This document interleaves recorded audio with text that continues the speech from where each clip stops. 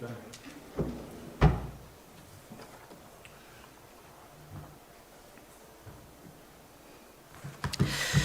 afternoon and welcome to our regular council meeting for October 6, 2025. At this time, I'd like to acknowledge the traditional territories and the oral practices of the Blackfoot Nation, which include the Siksika, the Kainai, and the Bakani. We also acknowledge the Tsuut'ina, the Stoney Nakoda First Nations, the Métis Nation District 4, and all people who make their homes in the Treaty 7 region of southern Alberta. We're making this acknowledgement to demonstrate our continuing efforts to work together as we strive for reconciliation through increased and collective learning. We'll start off the afternoon here with a staff recognition announcement. Interim CEO Doug Lagore. Thank you, Mr. Mayor. If I could ask Thank you, Mr. Mayor. If I could ask Jeremy to come up, please. The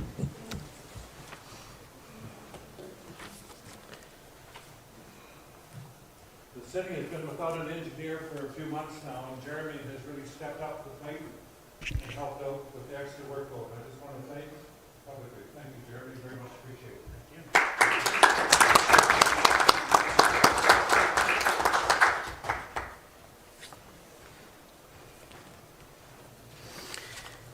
And Jeremy, you don't have to hang around for the meeting if you don't want. It's your choice. Thank you. Okay, thank you, Interim CEO Doug Lagore. Agenda in front of you here, moved by Councillor Idris that the agenda be adopted as presented. All those in favor? Carried. Moved by Councillor Wardrop that the minutes from the regular council meeting held September 15th, 2025 be approved. All those in favor? Carried. Moved by Councillor Goodenough that the following items of correspondence be received as information updates on council conferences and workshops, council committee reports, notes from council committee September 9th, 2025. All those in favor? Carried. Okay, moved by Councillor Jessica that the council proclaim October 9th, 2025 as National Depression Screening Day in the City of Brooks. Amy. Thank you. Through the chair to Mayor and Council. The city received a request from Counseling Alberta to proclaim National Depression Screening Day. Each year for 1 week in October, Albertans are encouraged to visit areyoufeelingok.com to take a free, anonymous online screening for symptoms of depression. Proclamations such as these help normalize conversations about mental health and reduce stigma. Therefore, administration recommends that Council proclaim October 9th as National Depression Screening Day in the City of Brooks. Okay, any questions? Okay, to the motion, all those in favor? Carried. Moved by Councillor Nesbitt that Council rescind policy F-002-032 entitled Residential New Build Incentive Policy. Amy again. Thank you again. Through the chair to Mayor and Council. Council approved the residential new build incentive policy in 2023 to encourage residential housing to be built within Brooks. The MJ states that Council may, by bylaw, provide tax exemptions for the purpose of encouraging residential development and the provision of housing. Council approved the residential new build incentive tax reduction bylaw at their last meeting, and therefore this policy is no longer valid or required and should be rescinded. And therefore, administration recommends that Council rescind this policy. Okay, any questions? Okay, to the motion, all those in favor? Carried. Moved by Councillor Prentice that Council appoint Nicole Short to be the Welcoming and Inclusive Communities, or WIC, on the WIC Committee as a representative for Grasslands Public Schools for a term of 3 years commencing October 6, 2025 and ending October 5th, 2028. Robin. Good evening. Through the chair to Mayor and Council. The Welcoming and Inclusive Communities Committee was established to advance initiatives to promote inclusion, diversity, and equity within the City of Brooks. This committee plays a pivotal role in providing strategic guidance on policies, programs, and community engagement efforts that align with the city's commitment to fostering a welcome and inclusive environment. The committee was established in April of 2025, and since this time, the appointed Grasslands School representative has left their position, creating a vacancy on the committee. As stated in the bylaw, the WIC committee should allow for one school representative. Grasslands School Division has since stated they would like to continue to have a representative on the committee and have recommended Nicole Short to fill the vacancy. To ensure the committee is operational as soon as possible, the following options are presented for council's consideration. The first option being approve the recommended appointments to the WIC committee as presented, or the second option being to decline any appointment of members at this time.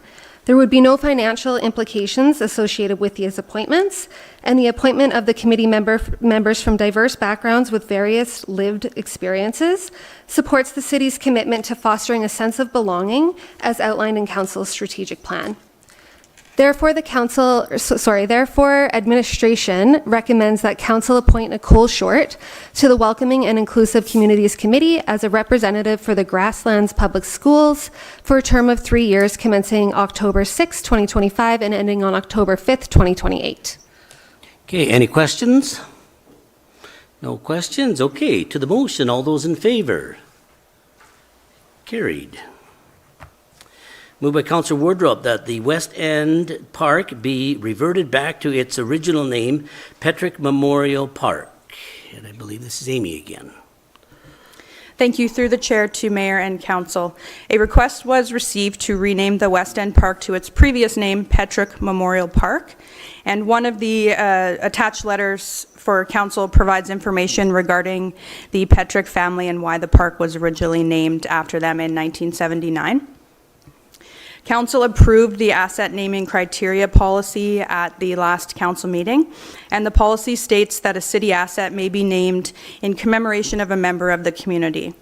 If council approves the request, administration is recommending that council set the term the park will be named for, if any, as well as whether the resident requesting the name change is required to pay for signage. In the attached letter, the resident is requesting that they not be responsible for signage costs, as the park would be reverting to its original name. There are financial costs to the city if a new sign is required and not funded by the person requesting the name change. Costs will vary as it will be dependent on the type of sign. Therefore, administration is recommending that council provide direction regarding the renaming request. Any questions? Go ahead, Councillor Jessica. Yeah, so the sign that's there now would have the incorrect name and is also fairly weathered, and I think that's a common condition on a number of the signs throughout the city. So, for example, going into Evergreen Park, the crest is gone and the finish is starting to weather on the wood. So perhaps this should be part of a general refurbishment of the signs that need attention throughout the city. Okay, Councillor Wardrop. I agree with Councillor Jessica on that note. However, a couple years ago, speaking to our Public Works Department about the possibility of putting signage around town as part of our trails plan, wayfinding signs and whatnot, and even like a larger sign, something like this at Lake Stafford. They were a lot more expensive than we were anticipating. So I'm not sure. I would hesitate kind of get into that too much, just knowing that it would be pretty costly. Mm-hmm. Yeah, I agree with Councillor Jessica, but I think administration has to do a review of the signs around the community because, and I've often seen a lot of them are outdated. The businesses don't exist anymore, and they were sponsors of a certain facility here. But just on this one here, I think because this was a request to go ahead with this one here, the problem is I think the costs, I don't know what the costs would be, and I think do we delay it until we find out what the costs are? Councillor Wardrop? I would actually move that we approve the changing of the name and then delay the the planning of the signage to maybe the next council, and they could decide what they want to do, and maybe that first strategic planning session, they can decide if they want to kind of redo the signage around town. Then everything could be nice and kind of uniform, and you could implement it in phases as makes sense. Yeah. Councillor Jessica? Yes, and you know, it's technology marches on. There's probably things that are more durable and more aesthetic than what is there now. And the other consideration would be the size. Like, they are quite big right now, and it might not be necessary to make them quite as big. So I think that as kind of a general program, look at them all. I suppose the decision we have to make here is whether the proponent will be expected to pay for it or not. And I'll revert to Deputy CEO Lagore. Do we make that decision here? Can we just get the renaming of the park and then decide on the cost later? Through you, Mr. Mayor, to yourself and council, what's being recommended here is that we just revert the name back to the original. We're not dealing with the sign at this time.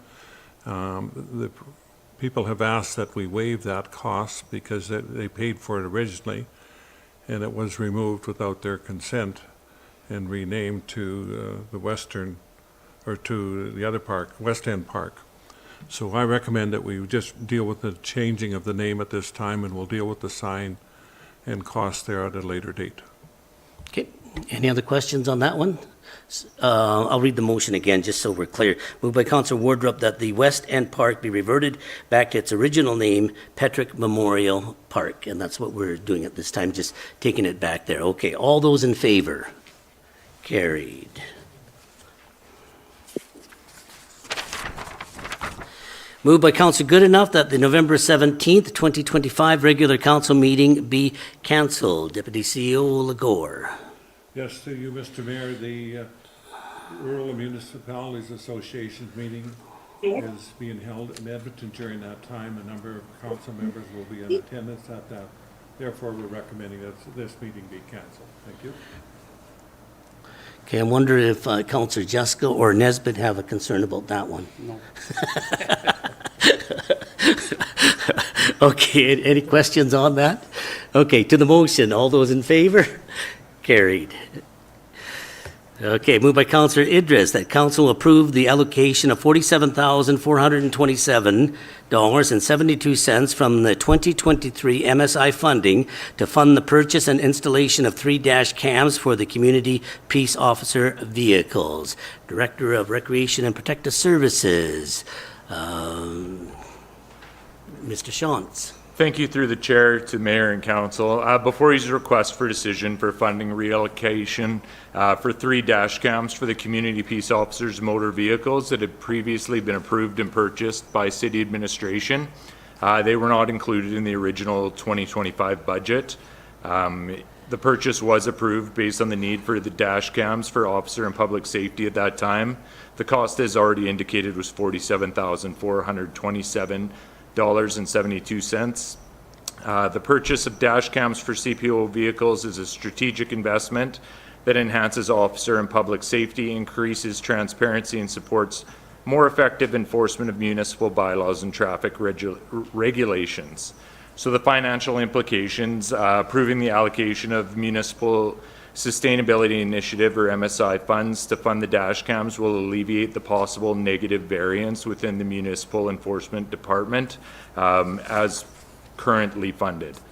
So the recommendation from administration recommends that council approves the allocation of said funds from the 2023 MSI funding to fund the purchase and installation of the 3 dash cams for community peace officer vehicles. Any questions? Councillor Idris. Thank you for the brief on this. And maybe I should know this, but do we have body cams too for bylaw officers? So currently, the bylaw officers do not have body cams. They can use their video on their cell phones currently. Body cams are in the proposed 2026 budget. The RCMP in Brooks are moving to body cams right now, so community members, you'll see the RCMP will have them, and then the community peace officers won't have them until they're approved in the 2026 budget, hopefully. Thank you, and I'm happy to hear that they are in the the work for the 2026 budget. I think they are, for accountability, transparency, they are a very good tool. Thank you. Okay, any other questions? Okay, to the motion, all those in favor? Carried. Moved by Councillor Prentice that Council direct administration to waive penalties that would normally be applied on October 16th, 2025 for late payment of utilities and for November 14th, 2025 penalties as well if the postal strike is still ongoing within 10 business days prior to November 14th. Could get your official title there, Director of Corporate Services, Brian Leibel. Thank you, Mayor. So through the chair, yes, administration is looking for council direction related to imposing penalties for late payment of utilities during the postal strike that is ongoing. We hope it will be resolved soon, but want to plan ahead and make sure that we've covered for November billing as well. So with that, I'll turn it back to council for any questions or motion.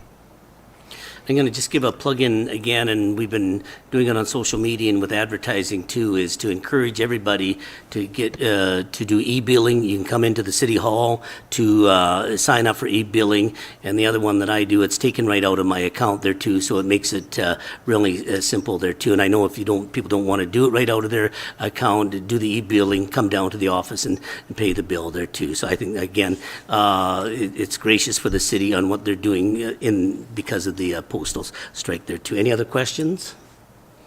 Okay, to the motion, all those in favor? Carried. Moved by Councillor Woodrup that council approve the land sale of Plan 9813-007 Block 1, Lots 1, 2, and Plan 9813-007 Block 2, Lots 1 to 12, and Plan 179-4 JK Block B for the amount discussed in the closed session. Director of Planning and Community Development, Tiffin. Thank you very much. Through the chair to Mayor and Council, staff has received an offer to purchase some pieces of city-owned land in the southeast sector. The land is not currently listed for sale, but it was declared surplus by Council in May of 2025. Right now, the land is unserviced, it's undeveloped, and it has been used historically as grazing lands. Staff has been negotiating with the buyer, and the buyer has accepted the proposed price and terms of the sale. So the purchaser is very keen to service and develop these lands themselves with a combination of low-density residential homes, which is attached homes, and then single-family detached homes. So this land sale obviously represents potential not just for immediate revenue, but for ongoing funding towards infrastructure through the offsite levies as well as the purchase price. So at this time, staff is recommending that council approve the land sale. Okay, any questions? Again, another positive note for the development in the community there, and thank you and your team for what you've done for development over the last 4 years. So I think a very positive move for the community there too. Okay, to the motion, all those in favor? Carried.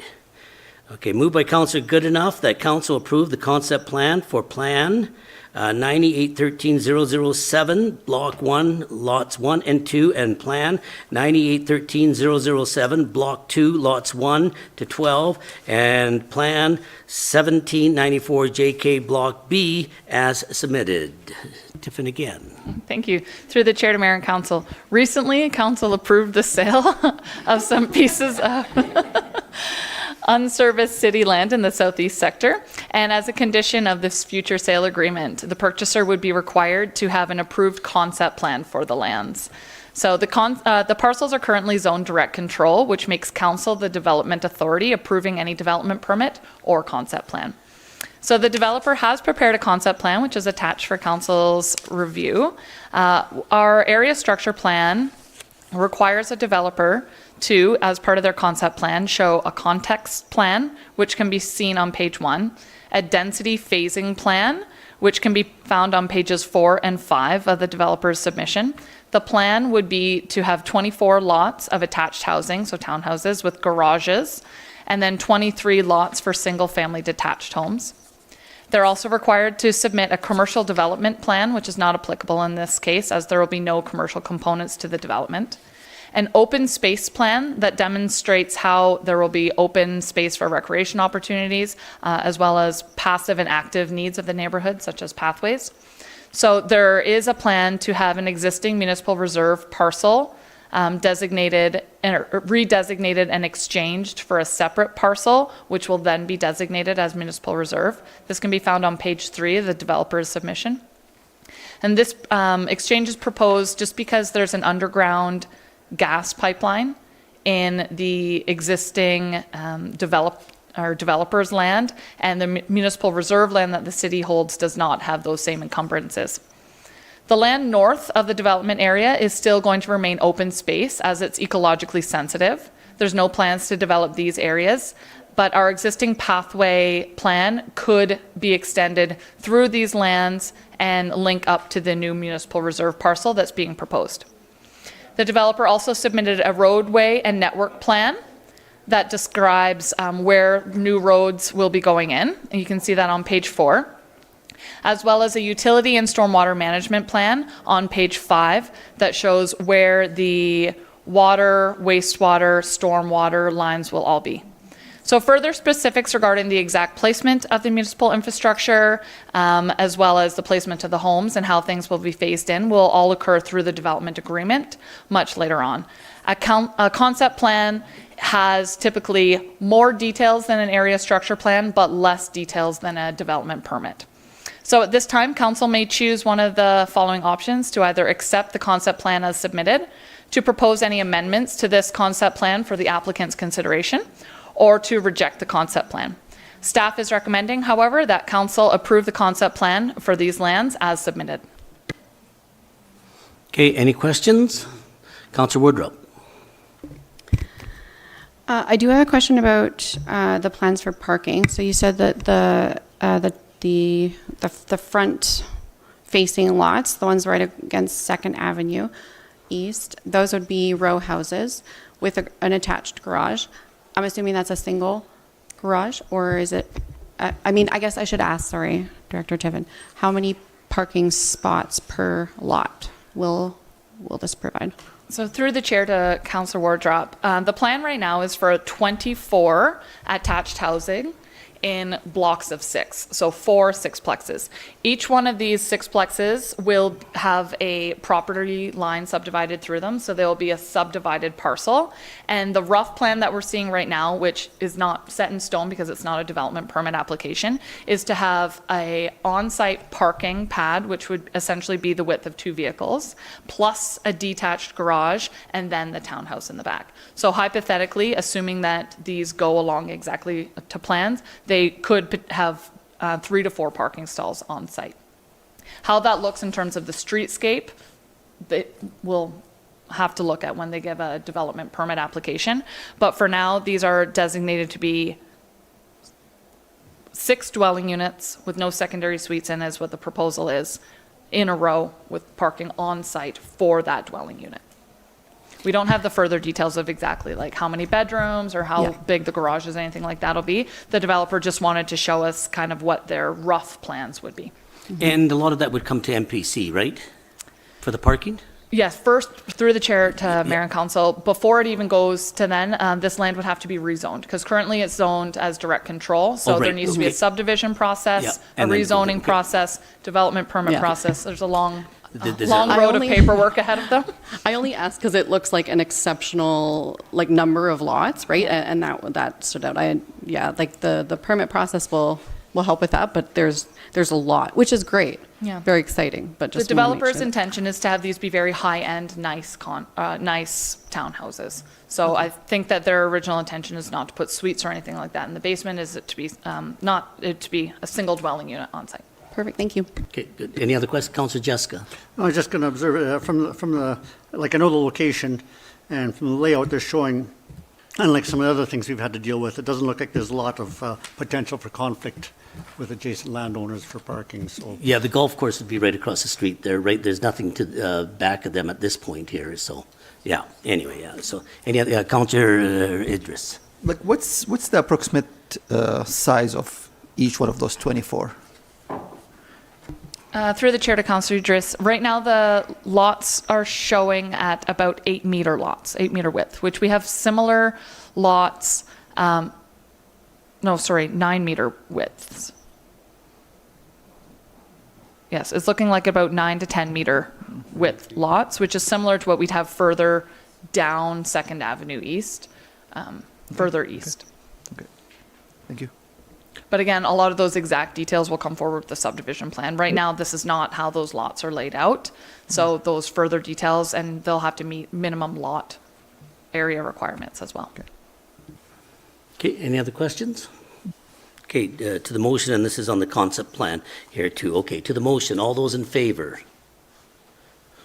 Carried. Okay, we have a couple public hearings coming up, but they don't come up here until 5 o'clock here. So we're just going to pause for about 5 minutes because we have to wait until 5 o'clock here. So if you want to turn off your mics, and then we'll continue at 5 o'clock here.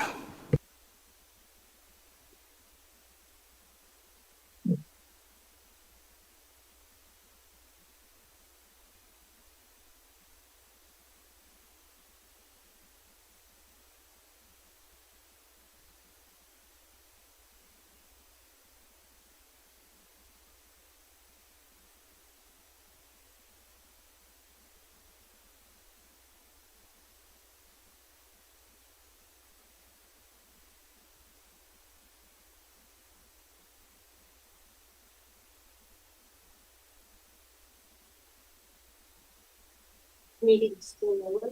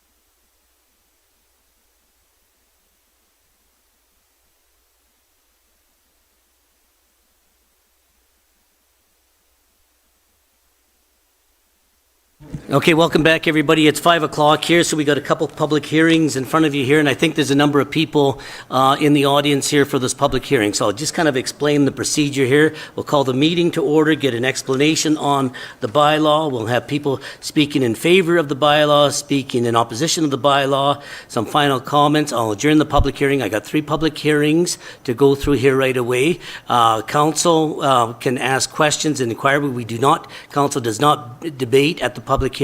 We have the motions coming up after the public hearings. Council can debate and ask more questions after that here too. So the first public hearing, call this one to order at 5 o'clock here. Bylaw number 2521, the amendment to Land Use Bylaw 1412. An explanation of the bylaw here. Gavin Scott, Senior Planner for ORSC. Through the Chair to Mayor and Council, we have for your consideration this evening Bylaw 2521, which proposes to redesignate lands on Plan 4215JK Block 4, Lot 20. And this is 11 10th Street West, from residential single detached to residential low density. As per the requirements of the Municipal Government Act, a public hearing must be held prior to Council's decision on the bylaw to rezone land. At the time of writing the report, there were no comments, but we have received a late letter received this afternoon at 4:30, and I'd like to read that into the record before I proceed.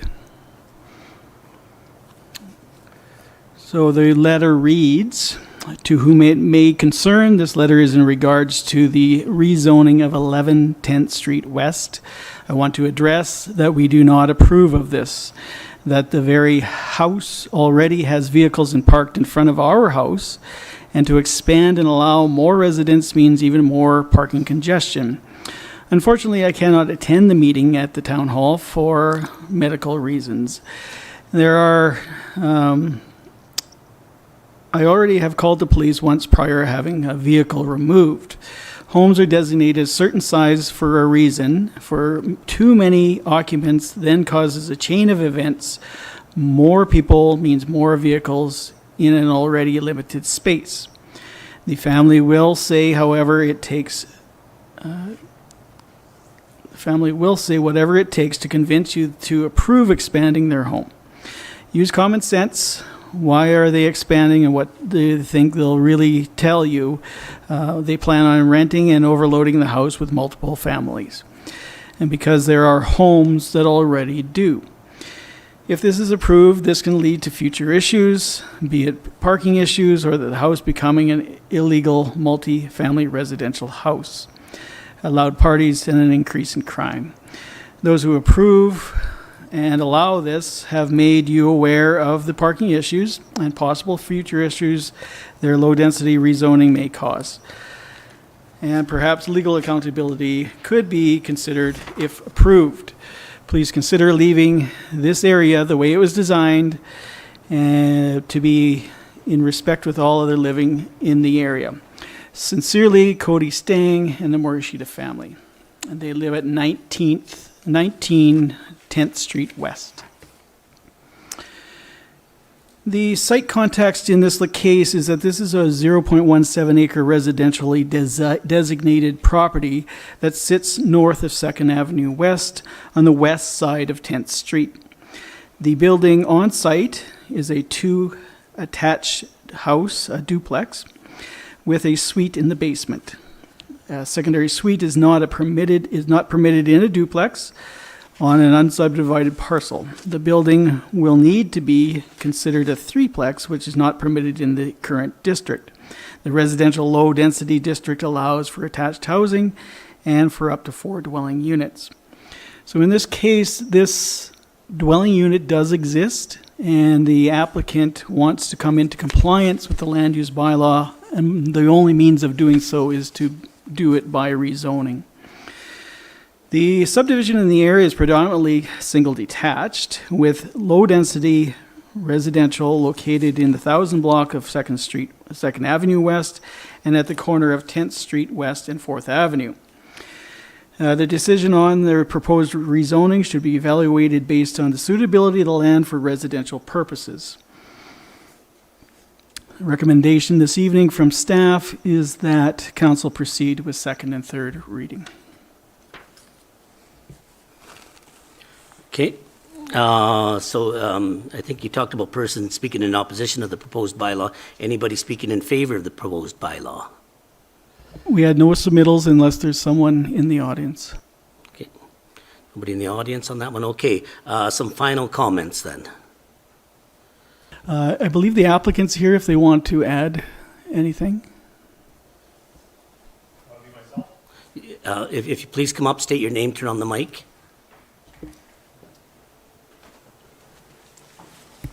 So my name is Jake Banman. I am the owner of the property at 11 10th Street.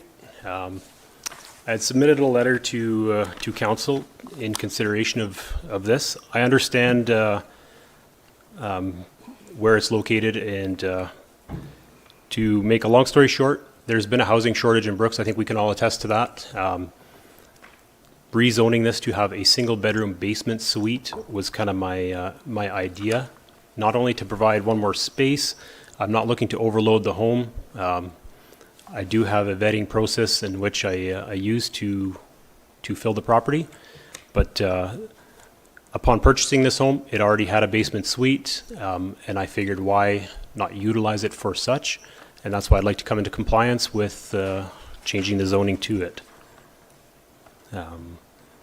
There is enough parking on this. I've kind of looked through your bylaw 1412, section 43, verse 2. As far as on-site parking goes, there being a duplex, the one side, so 11B, which is not the side I'm looking to change the zoning on. It has one parking spot in the front, one in the back, which is sufficient for a residential single detached. The 11A, the side that I'm looking to rezone, currently has one stall in the front property and that 2-car garage in the back, leaving 3 parking spots in total for that side, which is sufficient for, according to the Brooks bylaws, as far as on-site parking goes. That's not factoring in the street parking, which is typically considered public parking. Okay, I'll open it up if anybody's got any questions for Mr. Banham at this time here. Councillor Wardrobe? Thank you. So has there been parking issues before? There was mention in one of those letters about some previous parking issues between yourself and your neighbors? Or? Not necessarily with myself. I guess there has been some complications with a neighboring property. I can't control who parks where, even though I'm the owner of the property. If people are not utilizing their parking spaces, that's not something I can police or control. So, but there is on-site parking for everyone that lives on the property. Okay. Thank you. Okay. Final comments then, Gavin? I have nothing to add, thank you. Okay, we'll adjourn this public hearing and then we'll get back to the bylaw later. Okay. That's 2521. Okay, this is, I'll make it official here, bylaw number 2522, amendment to land use bylaw 1412. Gavin.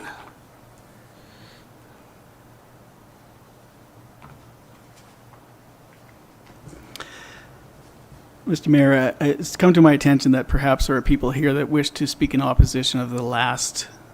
Oh, okay. I think we did ask. Okay. Okay, no, yeah, no, okay, we can go back. We'll just go back. We'll go back because I thought we had asked people speaking for and against whatever. Nobody else came forward for against whatever. That's how I heard it. It's just been brought to my attention that there is someone. Okay, yeah, okay. We'll take it back. We'll rewind it. Okay, okay. People speaking in opposition of the proposed bylaw. You have to come forward. State your name. Hi, Dave Mercer. Yeah. I'm opposed to this because of parking.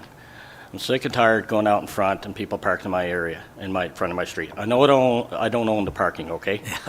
I was just going to clarify that because we don't get own the that all the parking, time. okay? Yeah, it's the same with in front of my house. I don't own the Yeah, park. exactly. But and there was no suite in the bottom. I lived there 27 years. I didn't see no suite in the basement. There was always duplexes on each side, rented, and the basement was always open. So I think it's going to devaluate, my house here with the threeplex there. Yeah, I'm going to challenge you on that there too, because I get this all the time. Okay. We don't really know if it will devalue. It might increase the value. How it's going to increase? Well, nobody ever comes with any substantial data that they always say the property is going to be devalued, but they don't have any data. I don't know if it's going to be devalued or the property will be valued. I don't want to debate it. I'll Okay. just leave it at that there. Yep. Well, whatever, because it's a false statement without any proven fact on Sure. that. Yeah. Okay. So, but I appreciate you coming forward. Yeah, is there any limited parking space if you have a duplex? Like, okay, there's parking for each vehicle in each side, so is there any regulations on, like, parking spaces needed? I would have to defer that to either Yeah, Bailey or can someone answer Gavin, that question for me? on parking, yeah. Yeah, that's well outlined in the land use bylaw and has been alluded to by the applicant. It is based on bedrooms, so the additional suite that's being discussed would only need one additional parking space. The main units need 2 parking spaces, so that's a total of 5 parking spaces, which the applicant has indicated are available in the rear of the property. Okay. So that means anybody rents it will park in the rear, correct? I don't know where they'll park. Yeah. Okay, so I'm opposed. Okay, oh, no, good, okay. Okay, thanks. Okay, thank you, okay. Can I close this public hearing then? I'll close this. Anybody else opposed? Okay, close that one then, okay. Back to bylaw, public hearing for bylaw 2522, amendment to land use bylaw 1412. Call the meeting to order here, and if we can get an explanation of this proposed bylaw. Through the Chair to Mayor and Council, we have for your consideration bylaw 2522, which proposes to redesignate Plan 93-11193, Block 2, from public recreation and open space to public and quasi-public service. As per the requirements of the Municipal Government Act, a public hearing must be held to have council make a decision on the bylaw for rezoning land. At the time of writing this report, no comments were received in favor of in opposition of the proposal. There was one submittal, though, and in that submittal, I believe it is in your package, the neighbor has asked that trees be planted to buffer them from the proposed use. The site context in this case is a 1.76 acre publicly designated property. It sits east of the existing cemetery and west of Stafford Lake Park area. The area has been identified in the cemetery master plan as an ideal area for expansion of Brooks Cemetery.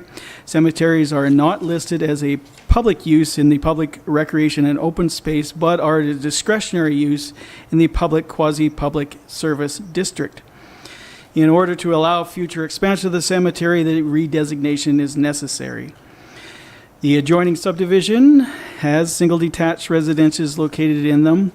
And then to the north, you have direct control with the Wellings project. This evening, we as staff are recommending completing second and third reading of the proposed bylaw. Okay, any person speaking in favor of the proposed bylaw? Any person speaking in opposition of the proposed bylaw? Please come forward here and state your name. Good afternoon. My name is Adriana Salguero. I had a property beside the proposal, and I always see that there is a lot of wildlife there. We had a lot of dogs, and I want that space to continue be as a recreation and open space. That's what I wanted. And the other thing is, I don't know if the expansion of the cemetery is going to decrease or increase the value of my property. I sent because I don't have the proof to say this is going to decrease or increase, but a lot of people visiting my house, they are like, oh, you had a cemetery in the back of in your backyard. They are not really happy about it. So I think if I want to sell my house, it will be a little more challenging to sell it because of the backyard. So that's why I also ask for planting trees beside the fence. I understand that the expansion of the cemetery will take time, but the trees growing, it takes a lot of time as well. I see that at the beginning of the cemetery, there is a lot of pine trees and very tall, and that fits or make better the view of my backyard. So I sent an email requesting the planting, and it's my second time I ask him for the planting of the trees. And again, I am opposing to the proposal. Thank you. Okay, and I just, and I don't think you have the map in front of you there, and obviously, I have. there's the back alley there, and then the cemetery's there, and the cemetery has been there for a long, long time. So when I you know. moved in, the cemetery was there, right? But I agree with you that for the expansion down the road, I think Public Works has to look at trees, and I agree with you, if they're going to do that, maybe start planting them right away, because in 10 years, 20 years, it will create a buffer. As if you go down that alleyway towards Mark's Work Warehouse, there are trees along there which kind of buffer them from the cemetery. They've been looking at the cemetery. Okay. That's, Yeah, but if you see but the map, yeah. if you see the map, my house is number 76, and there is no trees there. No in 64, 68, 72, 76, there is 0 trees there. I understand the proposal is for the 88 and 92, but just a request. Okay, thank you so much. Okay, thank you. Okay. Anybody else speaking in opposition of the proposed bylaw? Make sure that nobody, okay. Any final comments, Gavin? Just to add for council's understanding that during a zoning process, we cannot condition any matter to be happen. All we can do with the trees is refer that to Public Works. Yeah, and I agree. I just kind of planting the seed at this I point. agree with your pun. Thank you. Okay, I'm going to adjourn this public hearing at 5:17. Okay, on to the next public hearing. This is bylaw 2523, the Southeast Sector Area Structure Plan. I call the meeting to order at 5:18. Okay, Gavin, if you want to go through this here. Through the Chair to Mayor and Council, the consideration this evening at this public hearing is for bylaw 2523, the Southeast Sector Area Structure Plan, which is a policy framework document to support the existing development in the southeast sector of the community and to ensure the orderly development of those portions of the plan that are undeveloped. The purpose is also to ensure the effective integration of existing development with future development. The 2025 version of the ASP captures the decision-making implemented by council and subsequent councils since 2013. The 2013 version of the plan was adopted. This includes references to the Municipal Development Plan, Parks and Trails documents, and infrastructure master plans. Site context, the southeast sector is located in the southeast section of the community. It lies to the east of 7th Street East, north of the Old Highway 1, south of the Trans-Canada and Castles Road, and west of the Horticultural Center. Current access to the plan is mainly granted by 2nd Avenue East and College Meadowbrook Drive East. The plan contemplates additional linkages to existing and proposed roadways. The area structure plan comprises of 416 hectares. Approximately 192 of those have already been developed, and the city owns an additional 83 hectares. In your planning context, the Municipal Government Act sets out legislative framework for planning in Alberta. Section 633 of the MGA gives municipalities the power to adopt area structure plans to provide a framework for development and subdivision of an area of land. And the area structure plan must comply with higher level legislation and policies. In turn, the development process must comply with the ASPs. An ASP is a statutory plan, which means there is a legal obligation on the part of the municipality and all other stakeholders to follow the plan. There is also implications to the intermunicipal development plan, and their meeting was held on September 9th. The intermunicipal development plan committee met and discussed the updated document. The meeting highlighted the major changes to the document and pointed out those areas that had direct impact on the County of Newell, including connectivity to Old Highway 1 and perhaps the truck route. No major concerns or opposition was received from the County of Newell. On September 17th, an open house was held and was well attended by 21 members of the public. Many questions were asked of staff who were on hand to provide information. The public voiced concerns over past decisions regarding the location of the proposed Grassland Middle School and potential traffic issues that affect existing residential. Concerns about the overall density of the area structure plan and the related spin-off effects regarding traffic and parking were also major discussion points.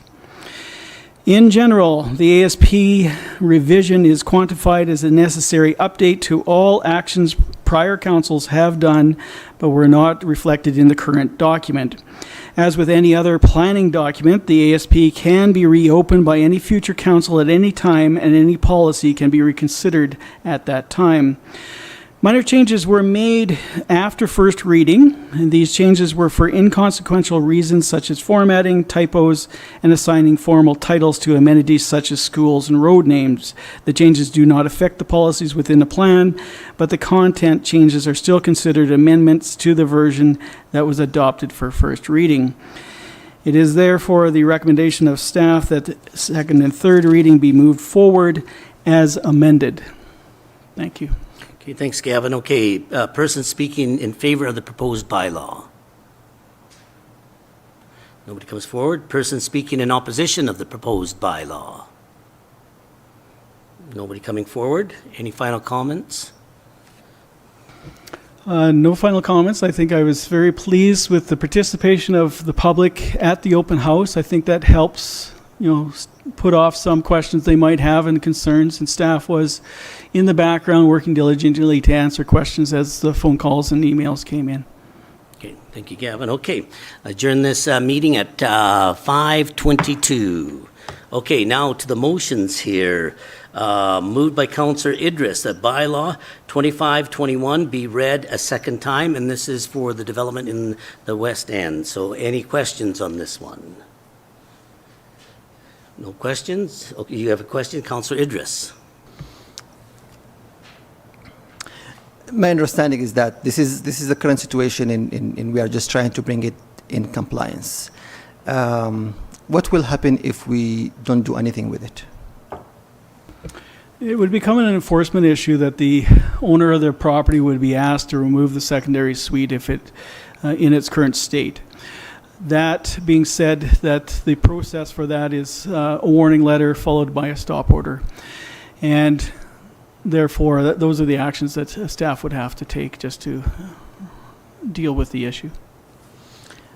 My second question is there any provision for exemption? And why I'm saying this, if we move to the zone that we are going to move to right with this change, does that mean if the current owner or someone else came and wanted to develop it into something else, which could be fourplex or could be, I think in that we can do up to 6 within the medium within the low density? Yeah, that district contains up to 4 units. Okay. As we understand now, there's only one development basement suite. I don't know the status of the other basements in the other half of the duplex. That would be a process by which they'd have to come through the development department and apply for that unit. And then it complicates the parking on top of that. So we'd have to look at whether or not that would be appropriate for this location. Okay, any other questions? Okay. Oh, sorry. Councillor Goodenough. Yeah, just for clarification on this, and maybe the owner has to speak to this if he's allowed to, I guess, or Shasat.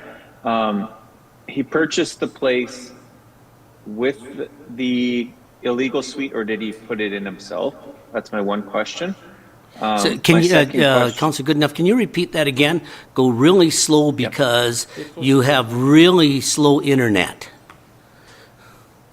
Sorry, I'm not on Brooksnet right now.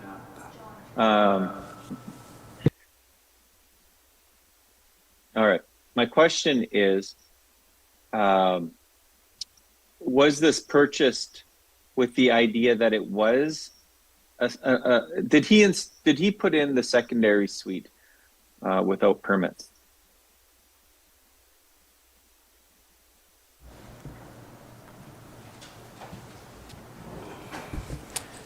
Jake Mammon speaking again.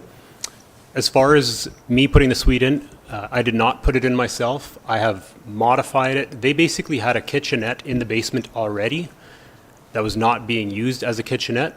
I simply wheeled a fridge downstairs. The connections were there. The plumbing was there. It was very obvious. I have pictures of before, and I'm very happy to bring those out if I need to. Councilor Goodenough, did you have another question? That's all for my questions for now. Thank you. That's all for now. Thank you. Councilor Jessica. So in converting this, or bringing this extra suite into use, I know some communities have some fairly stringent requirements so far as separate heating and electrical supply and even sewer and water connections. Would this facility meet those requirements? I may defer to Bailey on this. My understanding is that we have not granted a permit for the secondary suite because the secondary suite was not a listed use in the district and the permit could not be let until such time as the zoning was changed. That's correct. So at this time, if the rezoning were to pass successfully, the applicant would still have to go through the complete process to acquire a building permit and a development permit. The building code is where it comes into play that they would talk about the different separations for furnace and all of those types of things. Development permit is where we would look specifically at land use bylaw, parking, and those issues. So there would still be another opportunity for adjacent landowners to comment on a proposed development permit. Councilor Wardrop.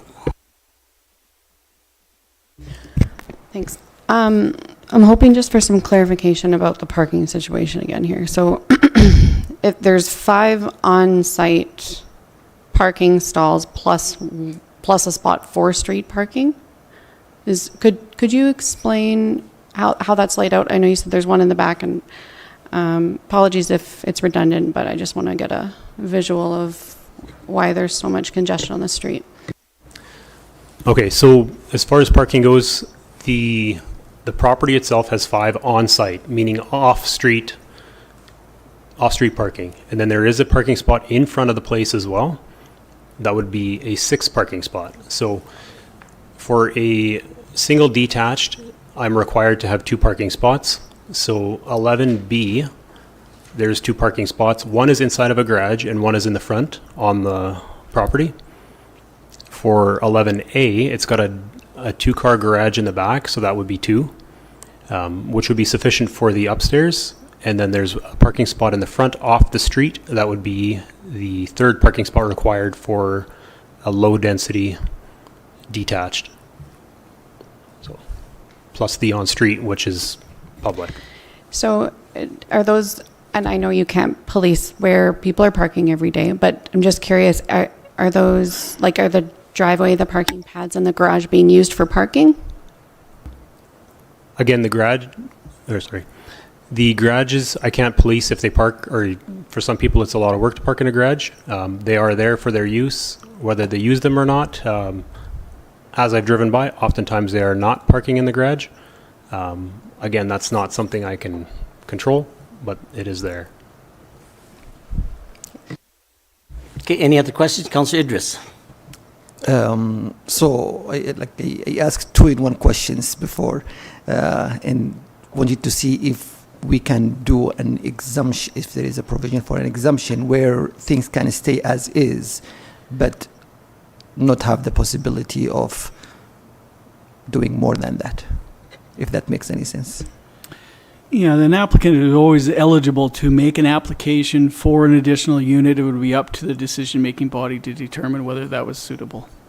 So we can't really say no. We go through the natural process of application. That is, if we do the rezoning.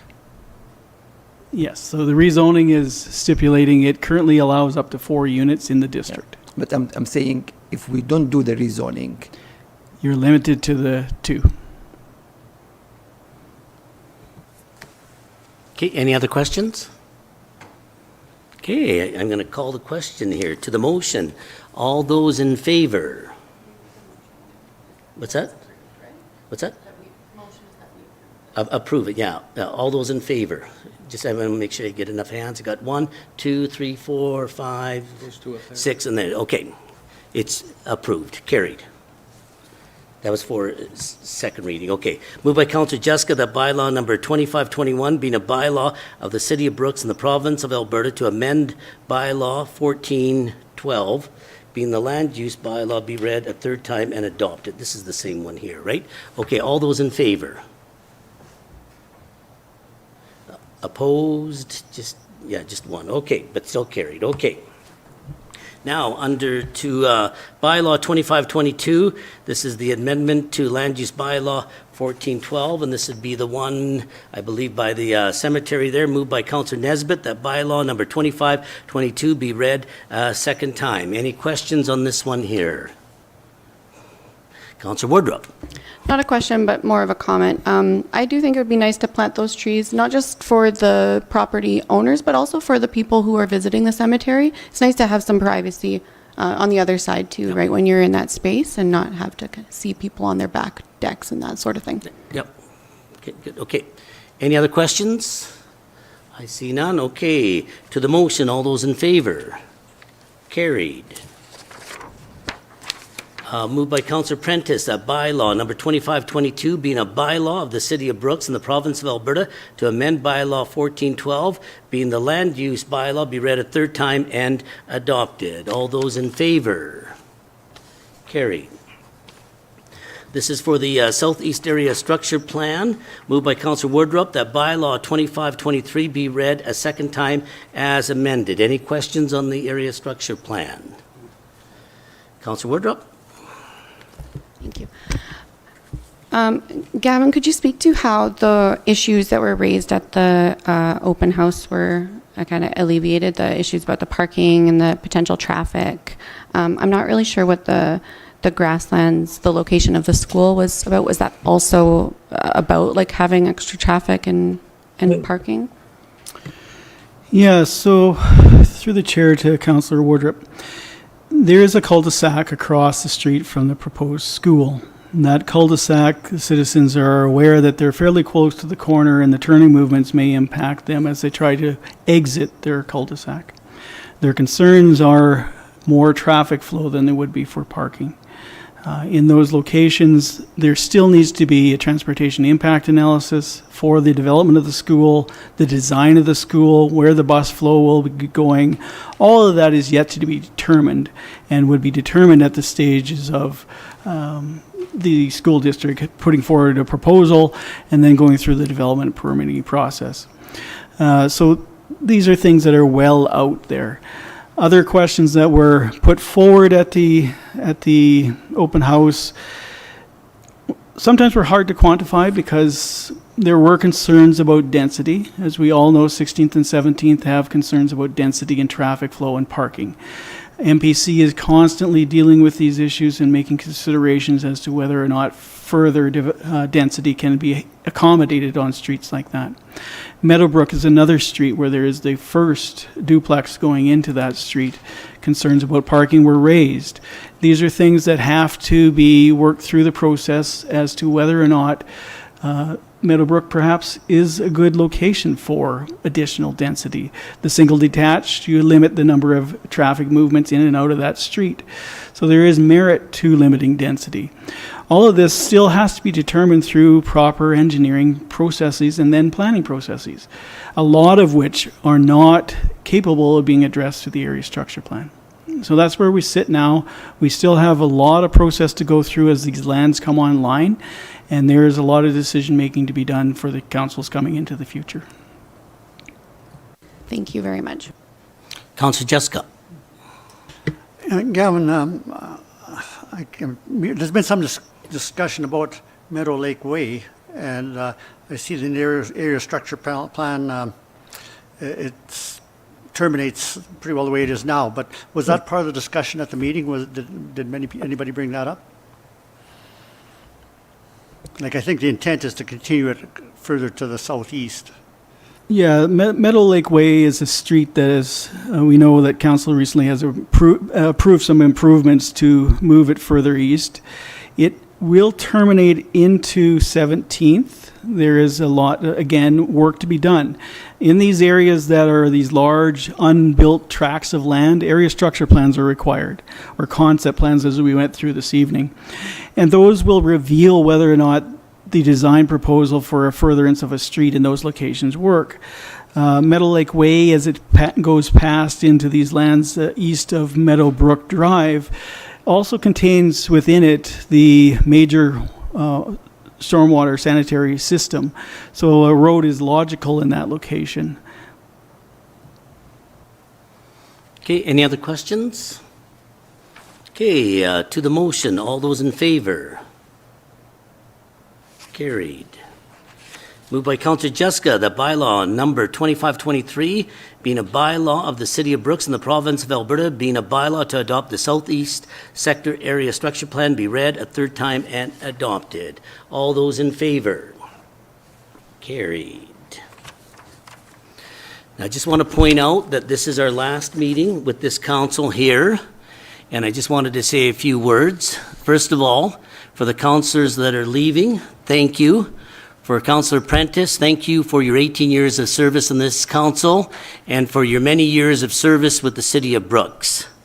Now, when we had a question on infrastructure, Councillor Prentice knew the answer right away. I thank Councillor Nesbitt for his commitment to the community and his service of 8 years. To Councillor Jessica, thank you for all you've done, not only as a councillor for the last 4 years, but the work you put into recycling and in the landfill. To the other councillors, good luck in your election campaigns. I thank the community for giving me the honor of holding the most prestigious position in the City of Brooks. It's not one I ever took lightly.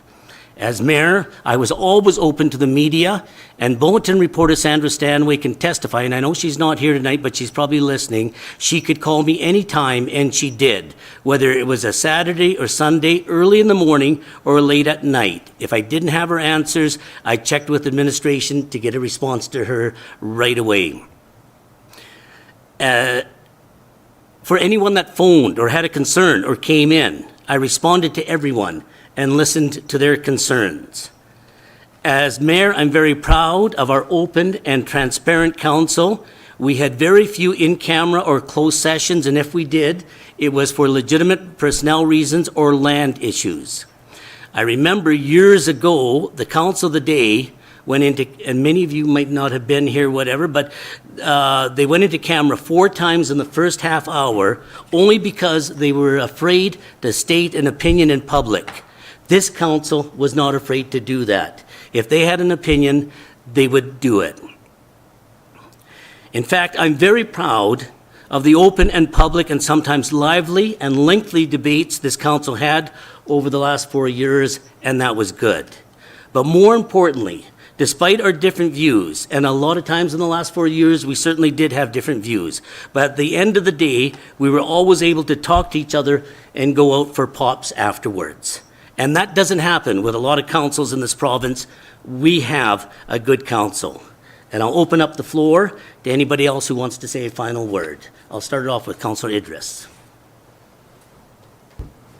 Your Worship, I just want to start by saying thank you very much for your leadership, for your mentorship, and for your style of leadership that really took people with you rather than top-down leadership. This position in the last 4 years were an honor of a lifetime, and you have your vision of what it looks like, and you come to it, and it humbles you. So I just want to say thank you to you and to the rest of the team here on council for the support that I received personally in the last 4 years. Another group of people that I want to really thank you is the administration. Without their skills, without their knowledge, without their expertise, many of these decisions would have been things that take forever to make. They make it easy. They make it something that someone who doesn't have this as an 8 to 5 job that they spend all their time doing, that can understand and can come and make a decision on that. I also want to thank my family. They are here today. My wife and my children. It's not something that I could do or anyone can do without the support at home. We meet a lot of counselors when we go to different places, and we see some very, very good counselors decide to leave the job because they don't have that support at home. And the support that I get at home is something that is really special.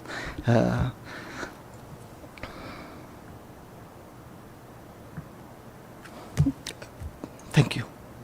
Then finally, the community. The trust to be able to sit here and have people vote for you to come in and make decisions on their behalf is not something that I can take for granted. Thank you.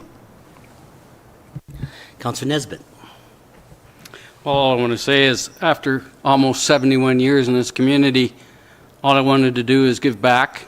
I hope I've done a good job. I think we've achieved a lot of things. I'm working with a great mayor, great people, great councillors. I've made a lot of friends. I haven't made any enemies that I know of.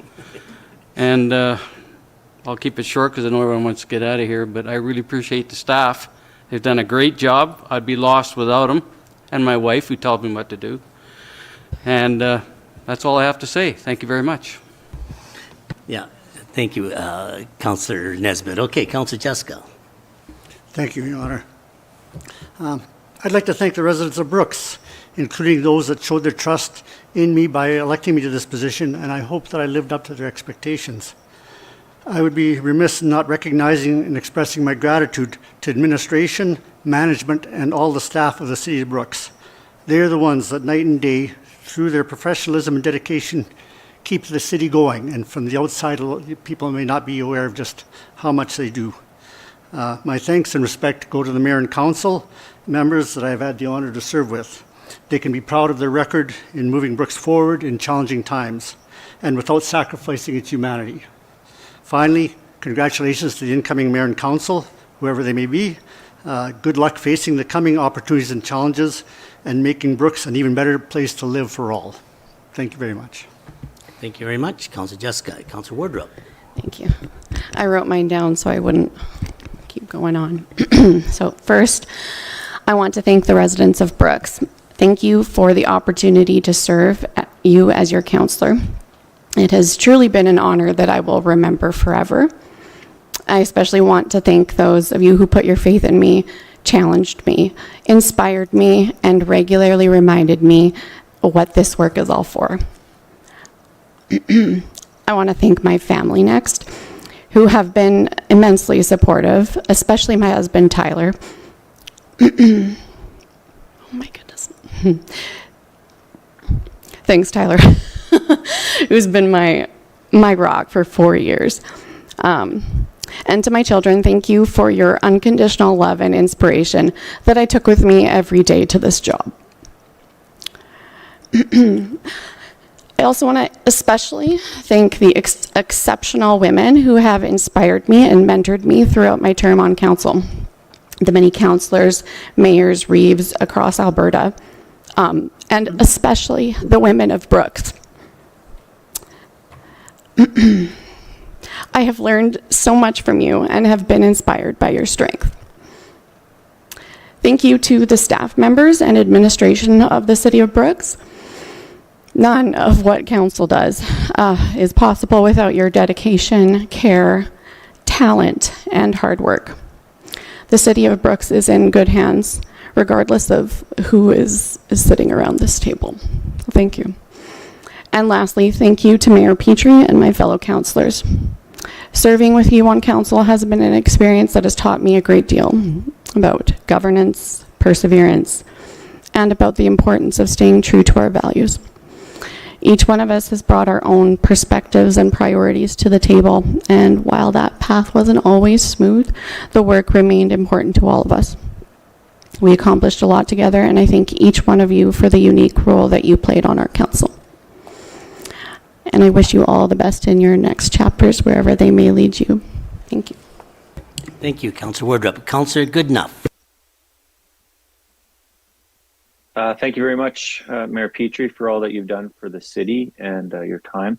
I want to thank the citizens of Brooks, obviously, for their patience with us and allowing us to make decisions on their behalf and to place their trust in us for these last 4 years. I also want to say thank you to the administration. I know we challenged you, we put you to work, and probably gave you some headaches along the way. And I want to thank you for your patience with us. I also want to thank the men and women that serve, well, I'll say the boots on the ground, those that work at our rec centers, our public works, all those men and women that put their trust in us to make sure that we keep the budget flowing so that they can put out a top service. And last but not least, I want to thank the council for their hard work, their dedication to continue to put their best foot forward to make Brooks a better city. Thanks again, and appreciate your time. Thank you, Councillor Goodenough. Last but not least, Councillor Prentice. Yes, mute. Just gotta hang on there. I gotta get my thing pulled up here.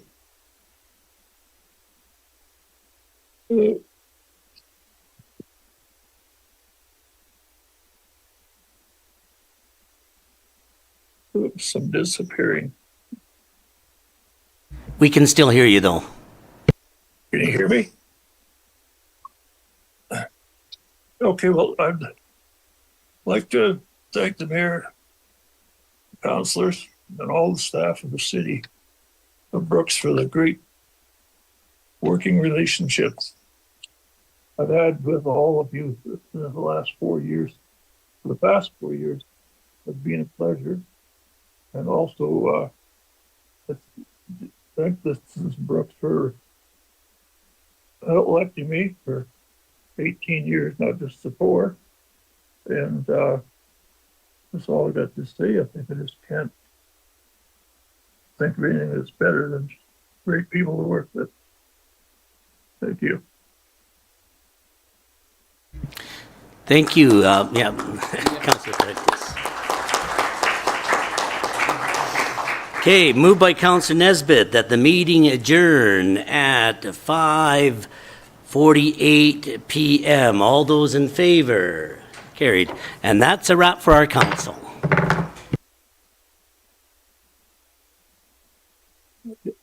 I knew you would. I told you to leave it and I'd do it.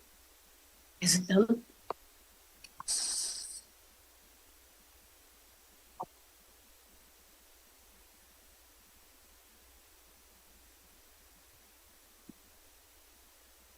You get it all.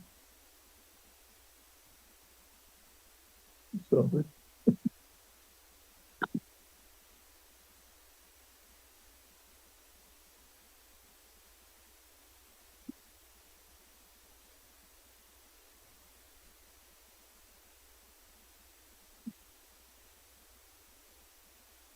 You get it all. There. Well, little corner. Get rid of Zoom. Yeah.